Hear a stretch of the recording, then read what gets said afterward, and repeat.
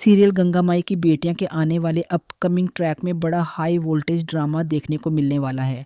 एक तरफ ठाकुराइन के घर सत्यनारायण भगवान की कथा रखी गई है।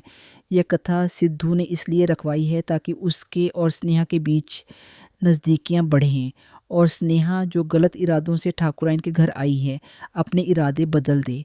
लेकिन स्नेहा के इरादे बिल्कुल अलग ही तरीके से बदलने वाले हैं।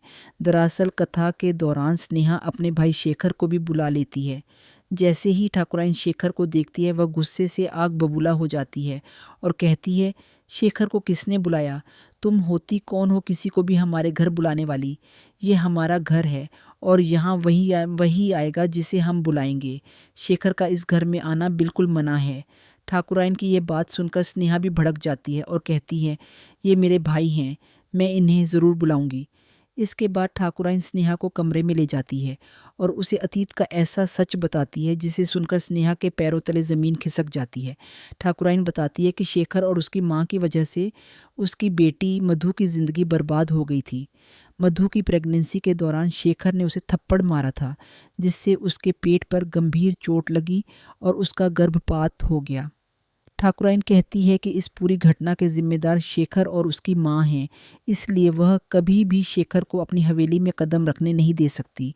यह सच सुनकर स्नेहा पूरी तरह टूट जाती है।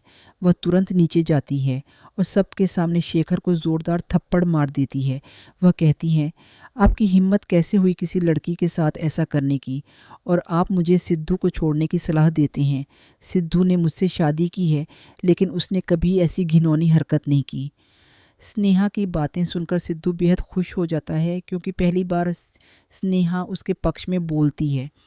वहीं ठाकुराइन भी खुश हो जाती है। उसे महसूस होने लगता है कि स्नेहा बुरी नहीं है और वह विमला के साथ नहीं मिली हुई है। अब ठाकुराइन का स्नेहा पर भरोसा बढ़ने लगता है और वह धीरे धीरे उसका साथ देने का फैसला करती है। लेकिन यह सब देखकर पूर्वी परेशान हो जाती है।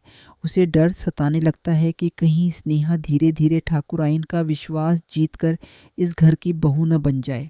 अब देखना दिलचस्प होगा कि आगे स्नेहा और ठाकुराइन का रिश्ता क्या नया मोड़ लेता है और पूर्वी इस नई मुश्किल का सामना कैसे करती है।